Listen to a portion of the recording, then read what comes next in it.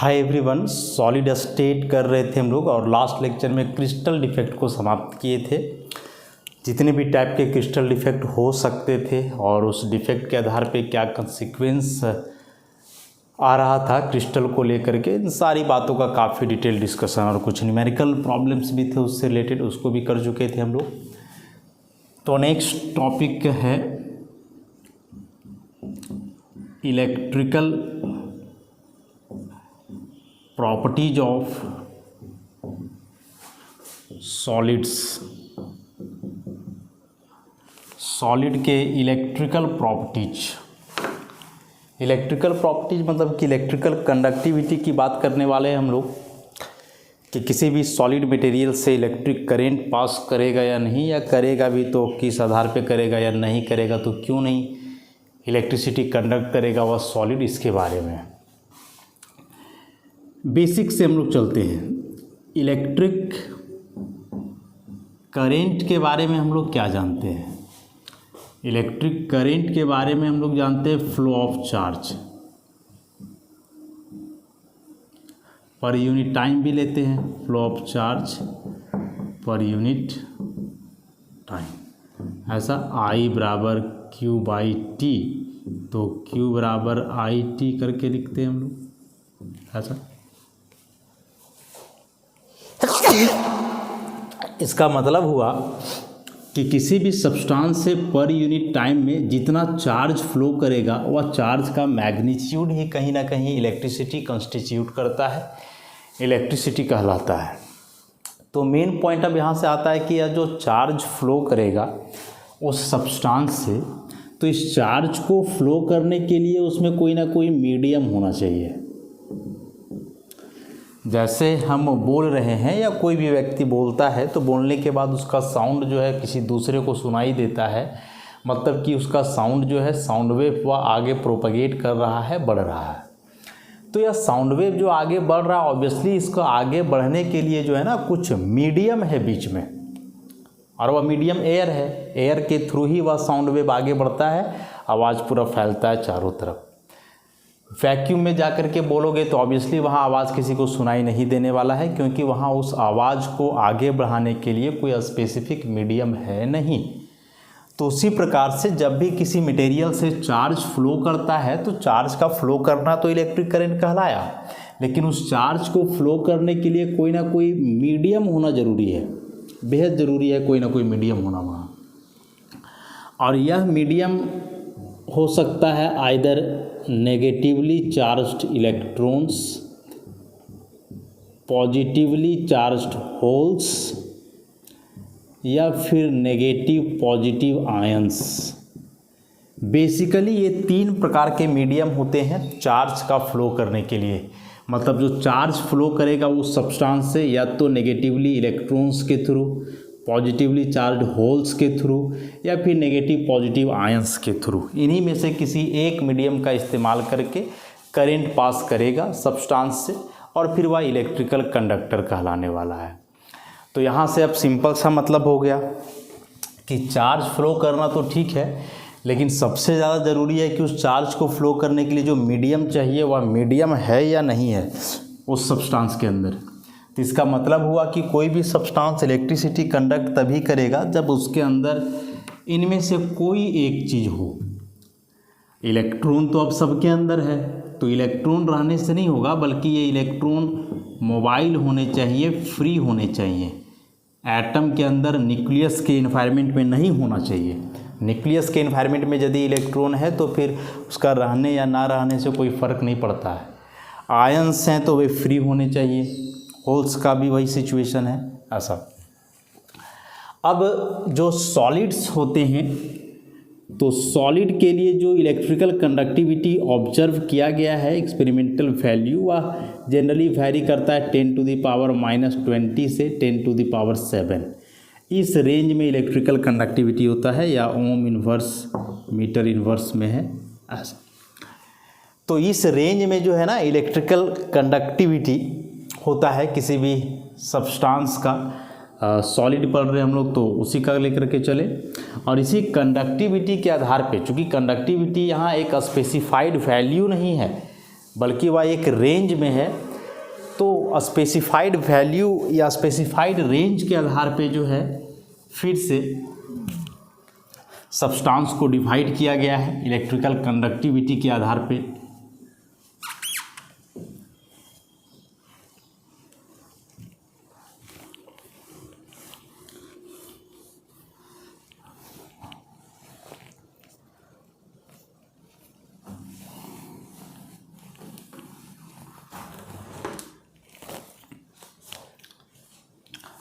तो electrical conductivity के आधार पे जो सॉलिड्स हैं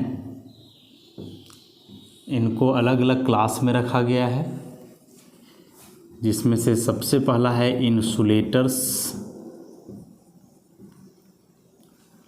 उसके बाद है सेमीकंडक्टर्स और लास्टली फिर है कंडक्टर्स। फर्दर जाओगे तो सेमीकंडक्टर होते हैं इंट्रिंसिक और एक्सट्रिंसिक।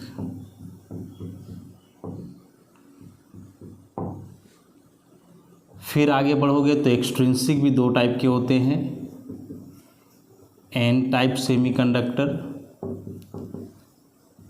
P type semiconductor.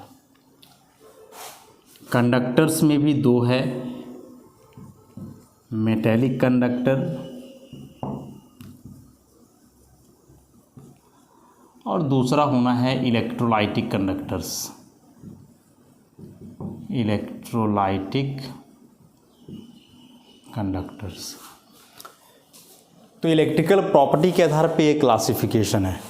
कोई भी सब्सटेंस इलेक्ट्रिकल प्रॉपर्टी के आधार पे इतने टाइप का हो सकता है, इंसुलेटर हो सकता है, सेमीकंडक्टर हो सकता है। सेमीकंडक्टर है तो उसमें इंट्रिंसिक हो सकता है, एक्सट्रिंसिक। अब एक्सट्रिंसिक है तो उसमें एन टाइप हो सकता है और पी टाइप हो सकता है। उसी प्रकार से कंडक्टर है तो फिर उसमें आधर मेटेलिक हो सकता है या फिर इलेक्ट्रोलाइटिक हो सकता है। अभी जो कंडक्टिविटी का रेंज लिखा गया था ना, उस रेंज के आधार पे यदि चलोगे तो इंसुलेटर के लिए यह वैल्यू बहुत कम है, 10⁻⁻20 से 10⁻⁻10 ओम इन्वर्स मीटर इन्वर्स यह वैल्यू है। देख लो यह जीरो तो नहीं है, लेकिन ऐसा वैल्यू रहे या ना रहे कोई फ़र्क पड़ने वाला भी नहीं है। नेग्लिजिबल कंडक्टिविटी होता है इंसुलेटर का। सेमीकंडक्टर का होता है 10⁻⁻4 से 10⁻6 या 7 के आसपास हम लोग लेते हैं।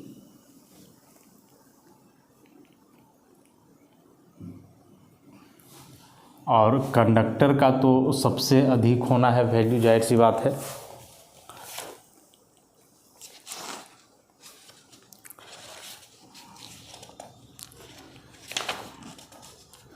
सॉरी 10⁻⁻6 से 10⁻4, 10⁻⁻6 से 10⁻4 और यहाँ 10⁻4 से 10⁻7।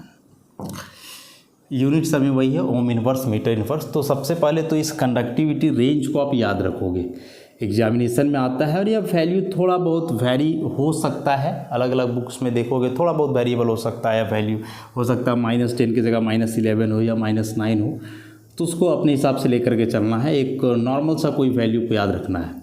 तो सबसे पहले इस रेंज को हम लोग रटेंगे।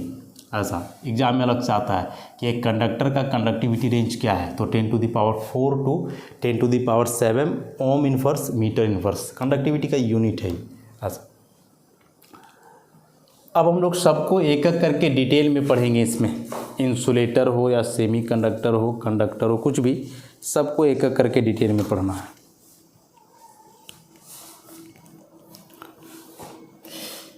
देखो इंसुलेटर और एक नन कंडक्टर, समझोगे बात को। नन कंडक्टर मतलब कि जिसका कंडक्टिविटी जीरो हो, इंसुलेटर मतलब जिसका कंडक्टिविटी जीरो नहीं हो, बहुत कम हो। बहुत कम मतलब नेग्लिजिबल हो, तो इसको जीरो ही लेकर के चलते हैं हम लोग। तो दोनों सिमिलर टर्म्स हैं लेकिन आइडेंटिकल नहीं है। एक इंसुलेटर भी करंट कैरी नहीं करता है तो नन कंडक्टर भी नहीं करता है। नन कंडक्टर एकदम करंट कैरी नहीं करेगा, जबकि इंसुलेटर नेग्लिजिबल अमाउंट में करंट कैरी कर सकता है। तो उस नेग्लिजिबल अमाउंट को हम लोग नहीं ही बोलते हैं, उसको भी जीरो लेकर के चलते हैं। मतलब इंसुलेटर और नन कंडक्टर वैसे ही हुआ जैसे नन बॉन्डेड पेयर और लोन पेयर होते थे, कि नन बॉन्डेड पेयर और लोन पेयर दोनों वैसे इलेक्ट्रॉन पेयर थे जो बॉन्डिंग में इन्वॉल्व नहीं हो रहे थे, लेकिन अंतर था ना कि नन बॉन्डेड पेयर इन्वॉल्व हो ही नहीं सकते थे, इनर सेल के थे, और लोन पेयर इन्वॉल्व हो सकते थे लेकिन पार्टिसिपेट नहीं कर पा रहे थे। तो वैसे यहाँ है कि non conductor insulator similar terms है लेकिन आइडेंटिकल नहीं है। नन कंडक्टर मतलब जिसका कंडक्टिविटी एकदम जीरो ही हो, और इंसुलेटर मतलब कंडक्टिविटी जीरो नहीं लेकिन बहुत कम नेग्लिजिबल कंडक्टिविटी होता है, जिसको ऑलरेडी जीरो ही लेकर के चलते हैं हम लोग। तो ज़रा इंसुलेटर को अब काफ़ी डिटेल में हम लोग देखते हैं। तो इंसुलेटर मतलब कि वह सब्सटेंस जिसका कंडक्टिविटी बहुत लो हो, या ऐसे भी बोले कि वह सब्सटेंस जो अपने आप से करंट को ना पास होने दे, या पास भी होने दे तो नेग्लिजिबल अमाउंट में पास होने दे। अब नेग्लिजिबल अमाउंट में करंट पास करेगा ही, मान लो कि बहुत कम 10⁻⁻10 या 10⁻⁻15 एम्पियर के आसपास करंट जा रहा है पर सेकेंड, तो वैसे करंट का क्या करने वाले हैं हम लोग? कोई मतलब ही नहीं रहेगा वैसे करंट का, कोई यूज ही नहीं रहेगा वैसे करंट का, तो फिर वैसे कंडक्टिविटी का भी कोई मतलब नहीं रह जाता है। तो इंसुलेटर की बात करें हम लोग, इंसुलेटर्स, तो इंसुलेटर वैसे सब्सटेंस हुए जो do not allow electric current, do not allow electric current to pass through them। Insulators वैसे सब्सटेंस हैं जो इलेक्ट्रिक करंट को अपने आप से पास होने नहीं देते हैं। तो हम क्या बोले कि जैसे मान लो या कोई सब्सटेंस है, ठीक, इससे आप करंट पास करवा रहे हो आई, तो भाई करंट पास नहीं करता है बल्कि इस करंट को कैरी करने के लिए कोई इसके अंदर होना चाहिए जो चार्ज कैरियर कहलाता है। यदि वह कैरियर इसके अंदर है तो वह करंट को खींच करके आगे लेकर के जाएगा और फिर इसके अंदर से करंट पास करेगा, और यदि वह कैरियर नहीं है तो फिर उसको आगे नहीं बढ़ा पाएगा। सिंपल सी बात है। और यही जो कैरियर है यहाँ ना, चार्ज कैरियर जिसको हम लोग बोलते हैं, वही चार्ज कैरियर तुम बताए कि मीडियम जो होता है, मतलब कि इलेक्ट्रॉन, पॉजिटिव होल्स या फिर कैटायन और एनायन, ऐसा। तो मान लो तुम करंट पास करवाए, अब इस सब्सटेंस के अंदर ना तो फ्री इलेक्ट्रॉन है, देखो इलेक्ट्रॉन तो होगा ही, कोई डाउट नहीं है कि नहीं होगा, फ्री इलेक्ट्रॉन्स नहीं होंगे, कोई फ्री इलेक्ट्रॉन नहीं है, पॉजिटिव होल्स नहीं है, कोई कैटायन एनायन नहीं है। जब इसके अंदर कोई चार्ज कैरियर है ही नहीं तो फिर करंट को आगे बढ़ाएगा कौन? करंट को आगे कैरी कौन करेगा? कोई नहीं कर पाएगा ना। तो उस केस में फिर इस सब्सटेंस से कभी भी करंट पास नहीं करेगा। तो इंसुलेटर यदि करंट को अपने आप से पास नहीं होने दे रहा है, इसका मतलब हुआ कि इंसुलेटर के अंदर करंट को आगे बढ़ाने के लिए, उसको कैरी करने के लिए कुछ उसके अंदर है नहीं, कुछ नहीं है उसके अंदर वैसा फ्री जो करंट को आगे कैरी करे।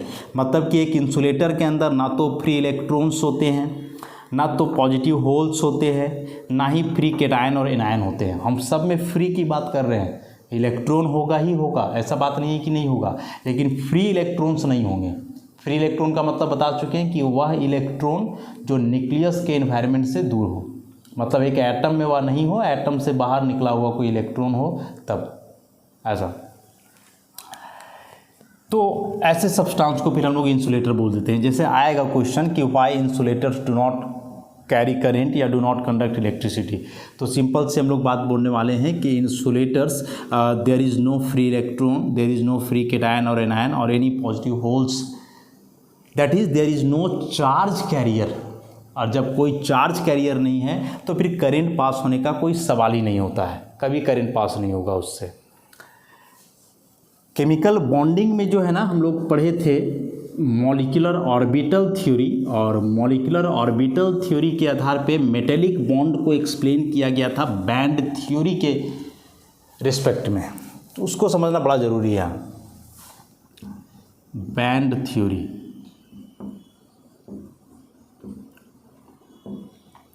और यह बैंड थ्योरी किस पे आधारित था? मॉलिक्यूलर ऑर्बिटल थ्योरी पे।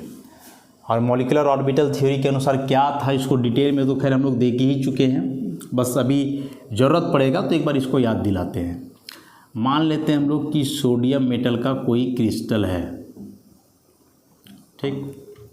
इस क्रिस्टल का एक मोल भी यदि कंसीडर किया जाए तो इसमें 6.022 इंटू 10⁻23 एटम्स होंगे। मॉलिक्यूलर ऑर्बिटल थ्योरी में हम लोग क्या पढ़े हैं कि एटम जो होते हैं वह अपने एटॉमिक ऑर्बिटल्स को लीनियर कम्बिनेशन में इन्वॉल्व करके मॉलिक्यूलर ऑर्बिटल्स का फॉर्मेशन करते हैं। तो इसका मतलब हुआ कि यदि सोडियम के एक मोल क्रिस्टल में इतने सारे एटम्स हैं तो ये सारे एटम्स अपने एटॉमिक ऑर्बिटल्स को लगाए हैं और वही एटॉमिक ऑर्बिटल्स जो है आपस में लीनियर कम्बिनेशन में भाग ले करके मॉलिक्यूलर ऑर्बिटल्स का फॉर्मेशन किए हैं।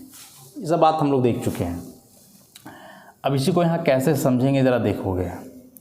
ये मान लें कि नीचे से ऊपर एनर्जी बढ़ रहा है, ऐसा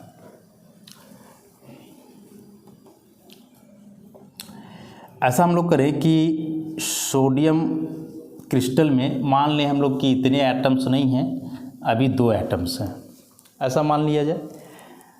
अब यदि इसके यहाँ 2 एटम्स हैं तो इसका मतलब कि 2 मॉलिक्यूलर ऑर्बिटल बनेंगे, एक बॉन्डिंग एनर्जी जिनका कम होता है बॉन्डिंग मॉलिक्यूलर ऑर्बिटल और जिनका ज़्यादा होता है anti bonding molecular orbital. Sodium का वैलेंस में 1 इलेक्ट्रॉन है तो यदि 2 सोडियम है मतलब टोटल वैलेंस इलेक्ट्रॉन 2 हो गए तो ये दोनों वैलेंस इलेक्ट्रॉन आकर के भराएंगे यहाँ नीचे कम एनर्जी वाला ऑर्बिटल में, जिसको बॉन्डिंग मॉलिक्यूलर ऑर्बिटल बोल रहे हैं। अगेन मान लें कि इस बार इसमें 3 है, तो 3 है तो भाई एक बॉन्डिंग बनेगा, एक एंटी बॉन्डिंग बनेगा, एक नन बॉन्डिंग बनेगा, ऐसा। फिर मान लें कि 4 है, मतलब नया ऑर्बिटल जो बना इसको नन बॉन्डिंग मॉलिक्यूलर ऑर्बिटल बोलते हैं हम लोग। 4 सोडियम है तो क्या होगा, इसके बाद फिर ऐसा करके 2 बनेगा बॉन्डिंग, 2 बनेगा एंटी बॉन्डिंग, नन बॉन्डिंग नहीं। मॉलिक्यूलर ऑर्बिटल 2 टाइप का बनता है ना, बॉन्डिंग और एंटी बॉन्डिंग। तो जितने भी ऑर्बिटल्स मिल रहे हैं उतने ही मॉलिक्यूलर ऑर्बिटल्स बनेंगे, लेकिन वो बढ़ जाएंगे बॉन्डिंग और एंटी बॉन्डिंग में। तो यदि 2 ऑर्बिटल मिल रहे थे तो 2 बना, एक बॉन्डिंग एक एंटी बॉन्डिंग। 4 बन रहा था तो 4 में से 2 बॉन्डिंग और 2 एंटी बॉन्डिंग। हाँ, ऑड नंबर में जब भी रहा ऑर्बिटल तो ऑड नंबर में एक नन बॉन्डिंग बनेगा हमेशा, तो बाकी जो बच गए फिर वे 50-50 बॉन्डिंग और एंटी बॉन्डिंग। मतलब 3 ऑर्बिटल थे तो एक नन बॉन्डिंग तो बनेगा ही, बाकी फिर अब जो 2 बच गए 2 में से एक बॉन्डिंग और दूसरा एंटी बॉन्डिंग। उसी प्रकार से अच्छा हाँ, अब यहाँ 3 सोडियम है तो 3 इलेक्ट्रॉन आ जाएगा ना, तो 1 2 और एक यहाँ।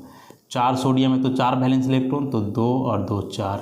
वैसे ही मान लो कि 5 सोडियम है तो 2 बॉन्डिंग के लिए, 2 एंटी बॉन्डिंग, एक नन बॉन्डिंग, तो फिर 5 इलेक्ट्रॉन में 2 4 5 ऐसे।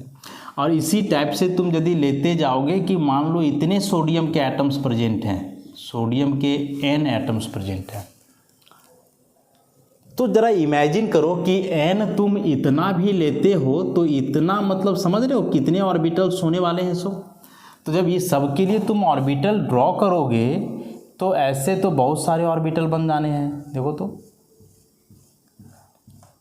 कितने सारे ऑर्बिटल बनेंगे, ऐसे बहुत सारे ऑर्बिटल बन जाएंगे ऐसा। ये यदि मान लें हम लोग कि ये सभी बॉन्डिंग मॉलिक्यूलर ऑर्बिटल्स हैं लोअर एनर्जी वाले, और इधर से हम लोग देखते आ रहे हैं कि ये सभी ऑर्बिटल इलेक्ट्रॉन से भरे होते हैं, सब में इलेक्ट्रॉन है ऐसे। अब ये ऑर्बिटल्स इतने सारे बनेंगे, इलेक्ट्रॉन सब में भरे रहेंगे, तो इन ऑर्बिटल्स के बीच कोई सेपरेशन नहीं रह जाएगा, कोई सेपरेशन नहीं। ऐसे लगेगा जैसे सारे ऑर्बिटल्स एक दूसरे में मर्ज कर गए हों ऐसा। उसी प्रकार से ऊपर जो एंटी बॉन्डिंग का बन रहा था वहाँ भी कुछ वही हाल होने वाला है। इसमें भी तो ऐसे ही बहुत सारे ऑर्बिटल्स बनेंगे, लेकिन ये जो ऑर्बिटल्स होंगे वे खाली होंगे, इनमें इलेक्ट्रॉन नहीं होगा, क्योंकि हम लोग देखते आ रहे हैं कि इलेक्ट्रॉन पहले बॉन्डिंग में फिल होता है, बचा तो नॉन बॉन्डिंग में। एंटी बॉन्डिंग का ऑर्बिटल तो खाली दिख रहा है ऐसा। अब है क्या कि जब ऑर्बिटल्स ऐसे कंबाइन करके मॉलिक्यूलर ऑर्बिटल्स का फॉर्मेशन करते हैं तो मॉलिक्यूलर ऑर्बिटल तो 2 टाइप का बनने वाला है, बॉन्डिंग और एंटी बॉन्डिंग। अब यदि उस क्रिस्टल में उसके n एटम्स हैं, n मतलब कि यदि मिनिमम हम लोग अवोगाड्रो नंबर के बराबर लेंगे तो भैया वो गैड्रो नंबर के बराबर एटम्स, इतने सारे एटम्स हो जाते हैं कि उन सारे एटम्स का यदि एटॉमिक ऑर्बिटल कंबाइन करके मॉलिक्यूलर ऑर्बिटल बनाता है तो उस क्रिस्टल में मॉलिक्यूलर ऑर्बिटल्स इतने क्लोज आ जाएंगे, उनके बीच का एनर्जी डिफरेंस इतना कम हो जाएगा कि लगेगा जैसे सारे मॉलिक्यूलर ऑर्बिटल्स एक दूसरे में मर्ज कर चुके हैं, मिल चुके हैं। और ऐसा करने के बाद वे दिखाई देंगे एक बैंड की तरह। नहीं, ऐसा करने के बाद वे किसके जैसा दिखाई देते हैं? बैंड की तरह, एक पट्टी की तरह दिखाई देते हैं ऐसा। तो ये मॉलिक्यूलर ऑर्बिटल जो बना बॉन्डिंग वाला, उससे एक बैंड का फॉर्मेशन हुआ। उसी प्रकार से एंटी बॉन्डिंग मॉलिक्यूलर ऑर्बिटल्स बनेंगे तो इससे एक पट्टी, एक बैंड का फॉर्मेशन होगा ऐसा। अब जो ये लोअर एनर्जी मॉलिक्यूलर ऑर्बिटल से बैंड बना है, जो कि फील्ड है, भरा हुआ है इलेक्ट्रॉनों से, ऐसे को हम लोग बोलते हैं वैलेंस बैंड। और उसी प्रकार से जो एंटी बॉन्डिंग वाले बने हैं, जो कि खाली हैं, इनको बोला जाता है कंडक्शन बैंड। इनको क्या बोला जाता है? Conduction band.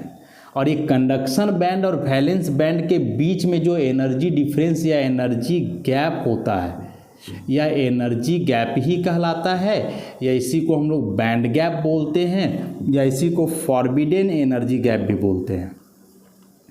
इसी को फॉरबिडेन एनर्जी गैप भी बोलते हैं। अब एक्चुअल जो वैलेंस बैंड और कंडक्शन बैंड है ना, कुछ ऐसे होता है, कुछ ऐसे मतलब कि मान लें हम लोग कि ये सारे ऑर्बिटल्स जो हैं वे वैलेंस बैंड के हैं। वैलेंस बैंड मतलब ऑर्बिटल्स का कलेक्शन है। उसी प्रकार से ये सब को तुम मान लो कि कंडक्शन बैंड है, तो कंडक्शन बैंड खाली है, एम्प्टी। वैलेंस बैंड भरा हुआ है, फील्ड ऐसा।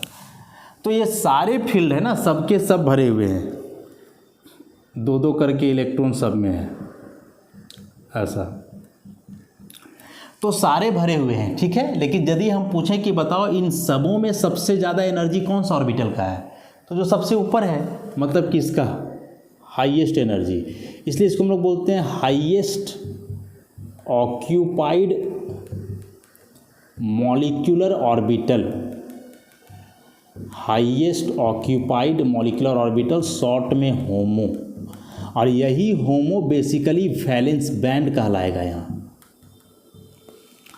उसी प्रकार से कंडक्शन बैंड में सारे ऑर्बिटल्स खाली हैं, ये भी खाली है, ये भी खाली है, ये भी खाली है।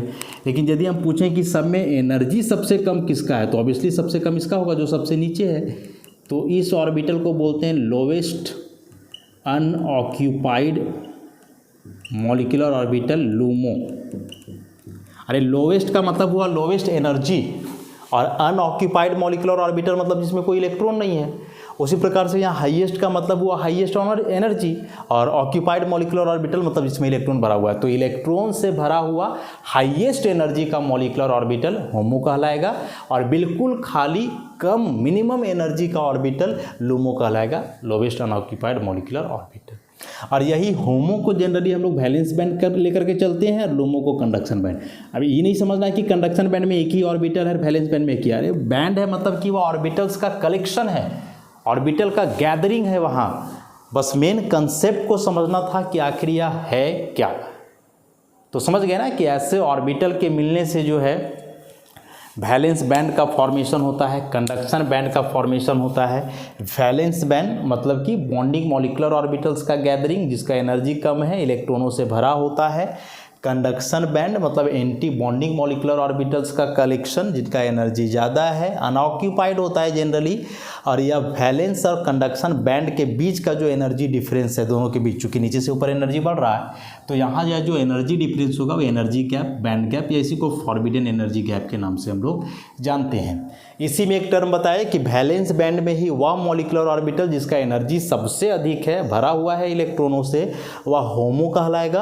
और कंडक्शन बैंड का ही वह ऑर्बिटल जो एनर्जी जिसका सबसे कम हो, ऑब्वियसली अनऑक्यूपाइड होगा, तो वह लूमो कहलाएगा। तो यह HOMO, LUMO, valence band, conduction band और बैंड गैप, इसको याद रखना है। क्योंकि अब जो हम लोग एक्सप्लेनेशन देने वाले हैं ना कंडक्टर वगैरह का या फिर इंसुलेटर का, वह बेसिकली इस बैंड थ्योरी के आधार पे ही देने वाले हैं। एक बात तो हमने कह दिया कि इंसुलेटर से करंट इसलिए नहीं जाएगा क्योंकि उसके अंदर कोई चार्ज कैरियर नहीं है। तो एक एक्सप्लेनेशन वह है, लेकिन जो स्टैंडर्ड एक्सप्लेनेशन है वह है इस बैंड थ्योरी के आधार पे। और बैंड थ्योरी के आधार पे क्या एक्सप्लेनेशन दिया गया है इंसुलेटर के बारे में, उसको हम लोग समझते हैं।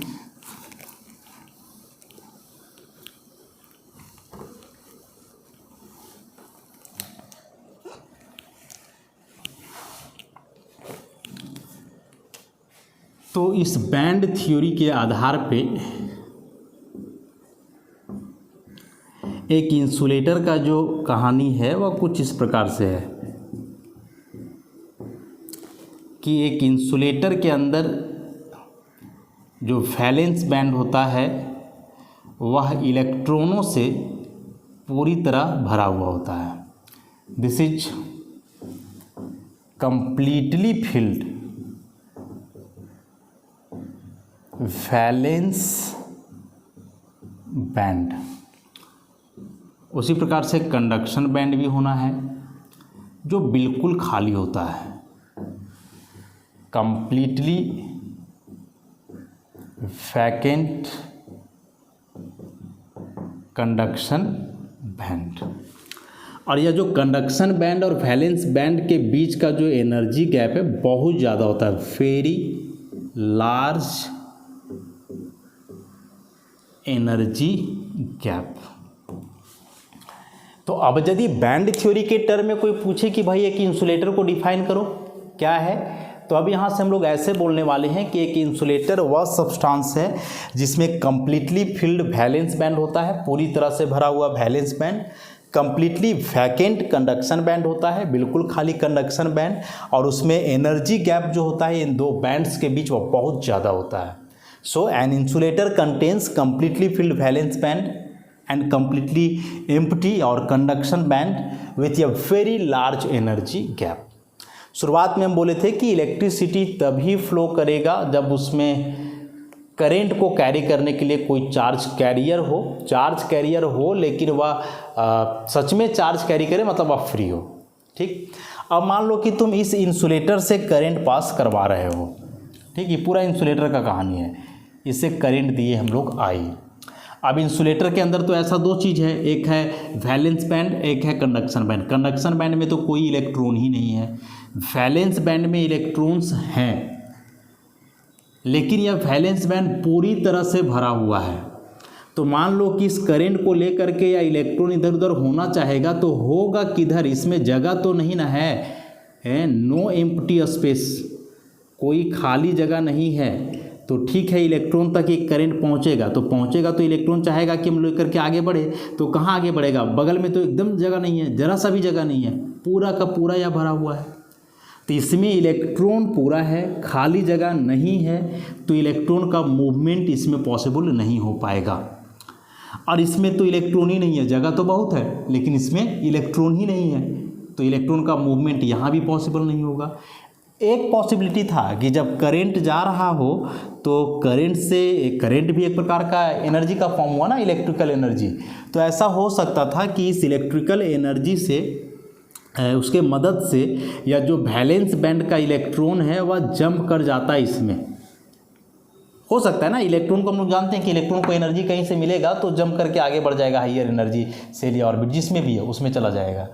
तो इलेक्ट्रिसिटी फ्लो करवाएंगे तो इलेक्ट्रिकल एनर्जी जब मिलेगा इस इलेक्ट्रॉन को, तो ऐसा पॉसिबिलिटी हो सकता है कि यह इलेक्ट्रॉन इस इलेक्ट्रिकल एनर्जी को एब्जॉर्ब करके जंप कर जाए यहाँ, ऐसा हो जाए इलेक्ट्रॉन यहाँ। और जब इलेक्ट्रॉन यहाँ एकाध भी आ जाए तो देखो एकाध इलेक्ट्रॉन आ जाएगा और इतना सारा जगह खाली है, तो यही इलेक्ट्रॉन का मूवमेंट पूरा इधर उधर होने लगेगा, तो फिर आराम से करंट फ्लो करता है। उसके बाद भी इलेक्ट्रॉन जब यहाँ चला जाएगा तो फिर यहाँ खाली जगह क्रिएट हो जाएगा, पॉजिटिव होल्स आ जाएंगे।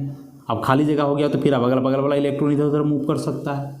मतलब इस तरह से यदि हो पाता शायद तो इलेक्ट्रिकल कंडक्टिविटी आ जाता है, इसमें इलेक्ट्रॉन का फ्लो पॉसिबल हो पाता, मूवमेंट हो पाता इलेक्ट्रॉन का और सब्सटेंस से करंट पास करता। लेकिन क्या लिख करके रखे हैं कि एक इंसुलेटर में जो कंडक्शन बैंड और वैलेंस बैंड है इसके बीच का एनर्जी गैप बहुत बड़ा है, वेरी लार्ज, इतना ज़्यादा है मतलब कि इस इलेक्ट्रॉन को यहाँ जाने के लिए इतना एनर्जी चाहिए कि उस एनर्जी को प्रैक्टिकली ऐसे सप्लाई कर पाना संभव नहीं है, बिल्कुल भी नहीं है। जैसे मान लो कि यार डायमंड का क्रिस्टल है, हम लोग जानते हैं कि डायमंड एक वेल नोन इंसुलेटर है, इससे करंट पास नहीं करता है, क्योंकि डायमंड के केस में या जो एनर्जी गैप है ना बहुत ज़्यादा होता है, 579 किलो जूल पर मोल। इसका मतलब हुआ 579 किलो का मतलब तो हो जाना है 1000 जूल पर मोल। और इसका मतलब हुआ कि डायमंड का क्रिस्टल में 1 मोल इलेक्ट्रॉन यदि वैलेंस बैंड से कंडक्शन बैंड में जाएंगे तो 5,79,000 जूल मतलब तकरीबन 6 लाख जूल के आसपास एनर्जी लगेगा। And such an enormous amount of energy is very difficult to supply from any source. किसी भी तरीके से इतना एनर्जी दे पाना इस क्रिस्टल में पॉसिबल नहीं है। इतना एनर्जी दोगे तो क्रिस्टल हो सकता है मेल्ट कर जाए, इलेक्ट्रॉन का प्रमोशन आगे हो या ना हो।